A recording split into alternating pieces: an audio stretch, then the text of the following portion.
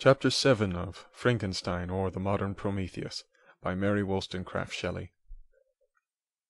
On my return I found the following letter from my father. My dear Victor, you have probably waited impatiently for a letter to fix the date of your return to us, and I was at first tempted to write only a few lines, merely mentioning the day on which I should expect you, but that would be a cruel kindness, and I dare not do it. What would be your surprise, my son, when you expected a happy and glad welcome, to behold, on the contrary, tears and wretchedness? And how, Victor, can I relate our misfortune? Absence cannot have rendered you callous to our joys and griefs, and how shall I inflict pain on my long-absent son? I wish to prepare you for the woeful news, but I know it is impossible. Even now your eye skims over the page to seek the words which are to convey to you the horrible tidings. William is dead. That sweet child whose smiles delighted and warmed my heart, who was so gentle yet so gay. Victor, he is murdered. I will not attempt to console you, but will simply relate the circumstances of the transaction. Last Thursday, May 7th, I, my niece, and your two brothers went to walk in Plainpalais. The evening was warm and serene, and we prolonged our walk farther than usual. It was already dusk before we thought of returning, and then we discovered that William and Ernest, who had gone on before, were not to be found. We accordingly rested on a seat until they should return. Presently Ernest came and inquired if we had seen his brother. He said that he had been playing with him, that William had run away to hide himself, and that he vainly sought for him, and afterwards waited for a long time, but that he did not return. This account rather alarmed us, and we continued to search for him until night fell, when Elizabeth conjectured that he might have returned to the house. He was not there. We returned again with torches, for I could not rest, when I thought that my sweet boy had lost himself and was exposed to all the damps and dews of night. Elizabeth also suffered extreme anguish. About 5 in the morning I discovered my lovely boy, whom the night before I had seen blooming and active in health, stretched on the grass, livid and motionless. The print of the murderous finger was on his neck. He was conveyed home, and the anguish that was visible in my countenance betrayed the secret to Elizabeth. She was very earnest to see the corpse. At first I attempted to prevent her, but she persisted, and entering the room where it lay, hastily examined the neck of the victim, and clasping her hands exclaimed, "Oh God, I have murdered my darling child!" She fainted, and was restored with extreme difficulty. When she again lived, it was only to weep and sigh. She told me that same evening William had teased her to let him wear a very valuable miniature that she possessed of your mother. This picture is gone, and was doubtless the temptation which urged the murderer to the deed. We have no trace of him at present, although our exertions to discover him are unremitted, but they will not restore my beloved William. Come, dearest Victor, you alone can console Elizabeth. She weeps continually, and accuses herself unjustly as the cause of his death. Her words pierce my heart. We are all unhappy, but will not that be an additional motive for you, my son, to return and be our comforter? Your dear mother, alas, Victor, I now say, thank God she did not live to witness the cruel, miserable death of her youngest darling. Come, Victor, not brooding thoughts of vengeance against the assassin, but with feelings of peace and gentleness that will heal instead of festering the wounds of our minds. Enter the house of mourning, my friend, but with kindness and affection for those who love you, and not with hatred for your enemies. Your affectionate and afflicted father, Alphonse Frankenstein. Geneva, May 12th, at an undisclosed time in the 1700s. Clerval, who had watched my countenance as I read this letter, was surprised to observe the despair that succeeded the joy I at first expressed on receiving news from my friends. I threw the letter on the table, and covered my face with my hands.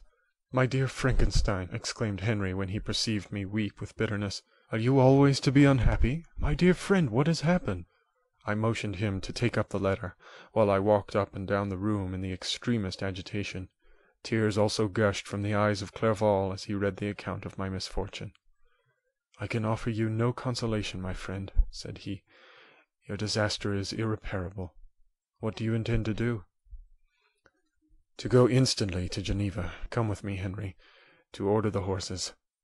During our walk, Clerval endeavored to say a few words of consolation. He could only express his heartfelt sympathy.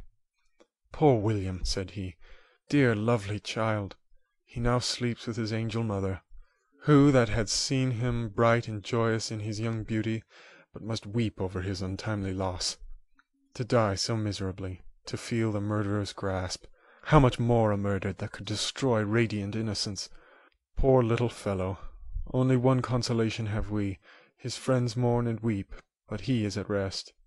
The pang is over, his sufferings are at an end forever.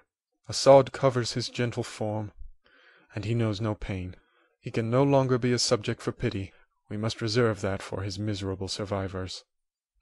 Clerval spoke thus, and we hurried through the streets. The words impressed themselves on my mind, and I remembered them afterwards in solitude. But now, as soon as the horses arrived, I hurried into the cabriolet, and bade farewell to my friend. My journey was very melancholy. At first I wished to hurry on, for I longed to console and sympathize with my loved and sorrowing friends. But when I drew near my native town, I slackened my progress. I could hardly sustain the multitude of feelings that crowded into my mind. I passed through scenes familiar to my youth, but which I had not seen for nearly 6 years. How altered everything might be during that time! One sudden and desolating change had taken place, but 1,000 little circumstances might have by degrees worked other alterations, which, although they were done more tranquilly, might not be the less decisive. Fear overcame me. I dared no advance, dreading 1,000 nameless evils that made me tremble, although I was unable to define them. I remained 2 days at Lausanne in this painful state of mind. I contemplated the lake. The waters were placid, all around was calm, and the snowy mountains, palaces of nature, were not changed. By degrees the calm and heavenly scene restored me, and I continued my journey towards Geneva. The road ran by the side of the lake, which became narrower as I approached my native town. I discovered more distinctly the black sides of Jura, and the bright summit of Mont Blanc. I wept like a child. Dear mountains, my own beautiful lake, how do you welcome your wanderer? Your summits are clear, the sky and lake are blue and placid. Is this to prognosticate peace, or to mock at my unhappiness? I fear, my friend, that I shall render myself tedious by dwelling on these preliminary circumstances, but they were days of comparative happiness, and I think of them with pleasure. My country, my beloved country! Who but a native can tell the delight I took in again, beholding the streams, thy mountains, and more than all, thy lovely lake. Yet as I drew nearer home, grief and fear again overcame me. Night also closed around, and when I could hardly see the dark mountains, I felt still more gloomily. The picture appeared a vast and dim scene of evil, and I foresaw obscurely that I was destined to become the most wretched of human beings. Alas! I prophesied truly, and failed only in one single circumstance, that in all the misery I imagined and dreaded, I did not conceive the 100th part of the anguish I was destined to endure. It was completely dark when I arrived in the environs of Geneva. The gates of the town were already shut, and I was obliged to pass the night at Secaron, a village at the distance of half a league from the city. The sky was serene, and as I was unable to rest, I resolved to visit the spot where my poor William had been murdered. As I could not pass through the town, I was obliged to cross the lake in a boat to arrive at Plainpalais. During this short voyage, I saw the lightning playing on the summit of Mont Blanc, in the most beautiful figures. The storm appeared to approach rapidly, and on landing I ascended a low hill that I might observe its progress. It advanced, the heavens were clouded, and I soon felt rain coming slowly in large drops, but its violence quickly increased. I quitted my seat and walked on, although the darkness and storm increased every minute, and the thunder burst with terrific crash over my head. It was echoed from Salive, the Juras, and the Alps of Savoy. Vivid flashes of lightning dazzled my eyes, illuminating the lake, making it appear like a vast sheet of fire. Then for an instant everything seemed of a pitchy darkness, until the eye recovered itself from the preceding flash. The storm, as is often the case in Switzerland, appeared at once in various parts of the heavens. The most violent storm hung exactly north of the town over the part of the lake which lies between the promontory of Bellerive and the village of Coppet. Another storm enlightened Jura with faint flashes, and another darkened and sometimes disclosed the Mole, a peak mountain to the east of the lake. While I watched the tempest, so beautiful and yet terrific, I wandered on with a hasty step. This noble war in the sky elevated my spirits. I clasped my hands and exclaimed aloud, "William, dear angel, this is thy funeral, this is thy dirge." As I said these words, I perceived in the gloom a figure which stole from behind a clump of trees near me. I stood fixed, gazing intently. I could not be mistaken. A flash of lightning illuminated the object, and discovered its shape plainly to me. Its gigantic stature, and the deformity of its aspect, more hideous than belongs to humanity, instantly informed me that it was the wretch, the filthy demon to whom I had given life.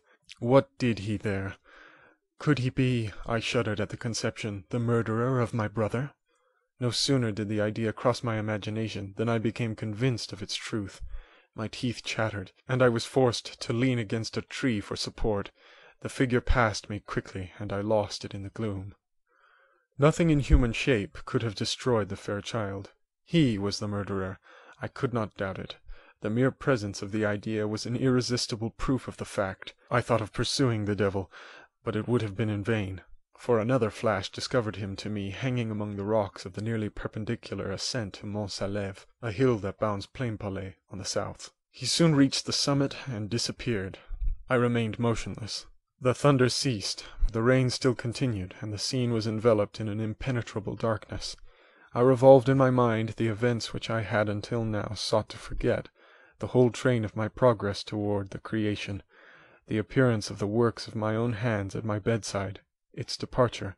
2 years had now nearly elapsed since the night on which he first received life, and was this his first crime? Alas! I had turned loose into the world a depraved wretch, whose delight was in carnage and misery. Had he not murdered my brother?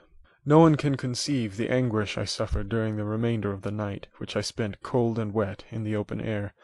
But I did not feel the inconvenience of the weather. My imagination was busy in scenes of evil and despair. I considered the being whom I had cast among mankind, and endowed with the will and power to effect purposes of horror, such as the deed which he had now done. Nearly in the light of my own vampire, my own spirit let loose from the grave, and forced to destroy all that was dear to me.